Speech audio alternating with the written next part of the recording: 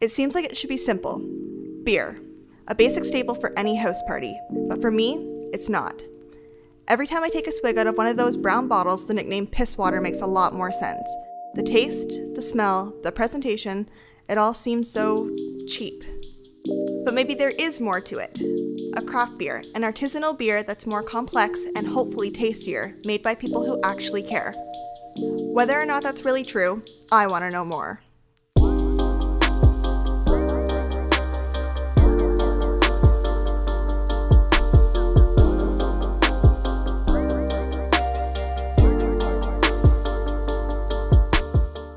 Well, I guess I'll try out Grain and Grit for my first stop.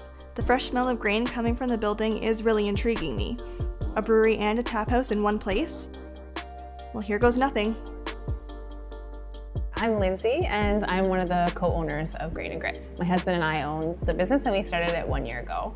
I do all the things. So I do tap room management, and I run all the events in the tap room. So I plan and market and sort of execute all the events. So what am I drinking today? You're drinking In the Palms. It's an IPA with pineapple, mango, and lactose. So it's sort of one of our best sellers, and we just continue to make it as a staple because it's been so popular for us. So are the rest sort of you bring in every once in a while, or is yeah, it we all rotate. beers? Yeah, we rotate our taps. So every time you come, the menu will look a little different. Nice. So yeah, we launch usually like two to three new beers a month. So do you have a lot of sales in cans then, or is it more people coming in and enjoying the atmosphere kind of thing? Yeah, it can be about 50-50. Like we have a lot of takeout, but also we have a lot of people who come in here and enjoy our beer in our tap room. We've tried to create a really inviting space for people to come. And you've done well. Thank you. Thank you very much. So we have an open, open and bright and airy tap room, and people love to come and sit and hang out here, have a samosa and drink a beer.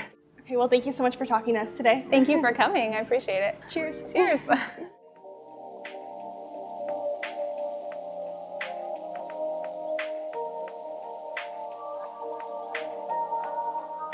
I was nervous when I walked in, but Grain and Grit was really inviting. The room felt warm and happy, and Lindsay taught me a lot about craft beer.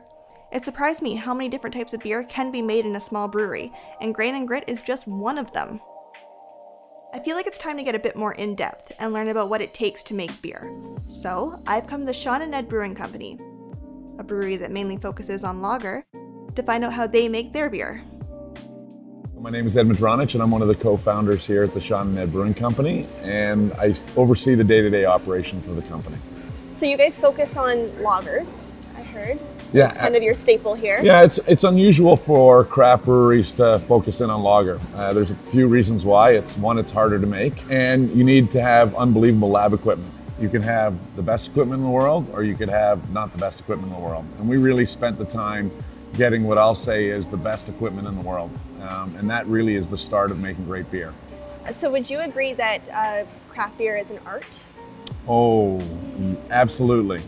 It's one of the things, as much as we talk about technology, the actual ability to create great beer comes from somebody. Rob, our brewmaster, has been brewing beer for 42 years. I've yet to have a bad beer from him. And that just comes from experience, talent, knowledge, and a understanding of the medium. And I think that's true of any artist, right? You think about the great artists of the world, they understand the medium, they understand what they're trying to accomplish, and that is very true of making beer. There are a ton of different beers that you can make, and how you drill down and express what you believe in and what you want for beer is absolutely critical. And we're so Okay, I'm really starting to get it. Craft breweries take a lot of work and a lot of money, and there's so much depth to craft beer. It's about more than just making a drink. It really is a craft. I've come to Fairweather Brewing, one of the newer breweries in the city. These folks moved their entire lives to Hamilton to start this brewery. Until now, I hadn't really considered who makes my beer. I want to understand what kind of person just picks up and starts brewing beer for a living. So I sat down for a drink with Emma Hambrock to talk about it. So what do you do here? So I'm the taproom manager here. So my job mostly consists of hanging out up here, which is obviously the coolest place where everyone wants to be. We get people in from, the Hamilton beer scene is just blown up, so a ton of Hamilton people, but people from Toronto, people from Niagara, a ton of people from Kitchener-Waterloo, where all the beer scenes are really developing. So it's all about customer experience for us. Is we want people to come in, see what we're about. What makes us unique, I think, is we didn't come from some big rich guy, handing us a bag of money. It was very much not like that at all. We've got 3 owners, all super young, cool dudes that just wanted to explore the industry and sort of create a place that I think Hamilton really needed. None of us being from Hamilton, we all are now. We all have packed up our stuff and moved this way because Hamilton is so young and cool and hip and up and coming, and we love being a part of that growth. That we said, you know what? Let's kind of start our roots here. We'll start small, and we bought ourselves a big place. We got 12,000 square feet to kind of grow into, which is super cool. And we did it all, pretty much by ourselves. We built the picnic tables we're sitting at. We built those. The vases. We got someone here who's making art, all the art on the walls. It's all done by us. Everything's done by us, which is super cool. I know most small businesses put in a lot of work to establish themselves, but the people at Fairweather literally uprooted their lives to chase their dreams. I had never considered how much risk there could be in starting a brewery, and what a big part of your life it could become. I've come to Merit Brewing because they've realized that dream that Fairweather is chasing. Not only do they brew and serve their own beer, they also run a full restaurant right in the heart of downtown Hamilton. It's one thing to sell people beer, but how do you balance that with food as well? A chat with one of the owners could clue me in on how they make the combination work. My name is Tej Sandhu. I'm one of the co-founders of Merit Brewing here. So what are we drinking today?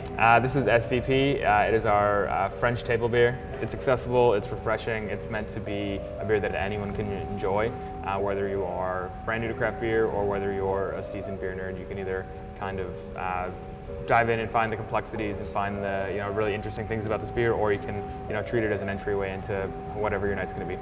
Okay, cool. Yeah, cheers. So what's it like running a brew house and a restaurant? It must get pretty hectic. Yeah, sometimes, but that's the fun of it. That's, it was very purposefully created to have this be a place where you can get great food with your great beer. We really believe that you can have each of those things make the other one better. We want them to pair as well as possible, and we want them to kind of reflect the same seasons and the same kind of inspirations that happen throughout the year. A lot of work goes into craft beer. Do you think that it's an art? Oh, for sure. Yeah, that's from the beginning, one of the reasons we wanted to be on James Street was because we're surrounded by so much art here. We saw that art was really driving this kind of new current in the city and driving a lot of the exciting things that we saw happening there. So that was inspiring for us to kind of come back and say, let's contribute our art, and that is art in a glass. It's art on a plate as well. It's art in the space and the experience. There's we like to think that everything we do has a little bit of art to it, at least in that there is creativity and there's purpose and there's thought put into why we're doing something and how we're doing it. And if it's so nicely on a street that has so many small galleries and dressmakers and boutique stores and other restaurants and bars that are likewise creating art in a glass or art on a plate. Like paint on a canvas or music on a sheet, beer in a glass is an art form that is greater than the sum of its parts, and those who devote themselves to it are artists in their own right. Whether canvas or still, instrument or keg, the end product remains a true work of art. And with what I've seen from the breweries I've visited, this is one type of art that I'm going to continue to enjoy for a long, long time.